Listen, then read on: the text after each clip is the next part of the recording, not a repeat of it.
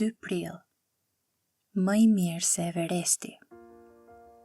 Dhe ne e dim se të gjitha gjërat bashkëveprojnë për të mirë për ata që e duan Perëndin, për ata që janë të thirrur sipas qëllimit të tij.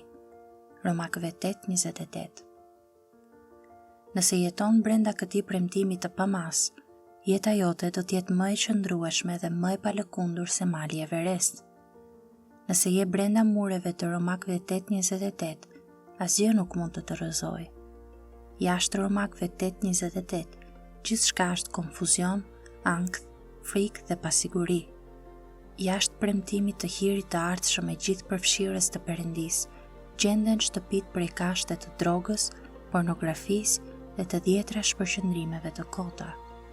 Gjejmë dhe garde e çatilla marine nga investime të dobta, siguracione të paqëndrueshme dhe plane jo serioze për pensionin. Ka fortifikime kartoni me kyçe të sigurt, me sistema alarmi dhe kundër raketa. Jashtë këtij premtimi ka një mizë vendësime për Romakëve 8:28.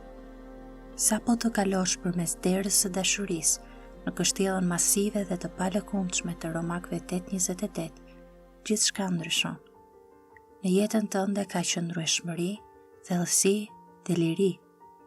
Thjesht nuk mund të rrëzohesh më.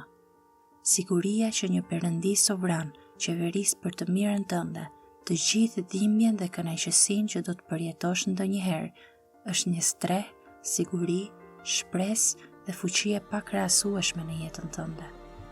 Kur njerëzit e Perëndisë jetojnë me anë të hirit të ardhshëm të Romakëve 8:28, nga foshnjëria deri në pleqëri, ata janë njerëzit më të lirë, më të fortë dhe më bujar në botë. Drita e tyre shkëlqen dhe ata i japin lavdi Atit të tyre që është në qiej. Mateo 5:16.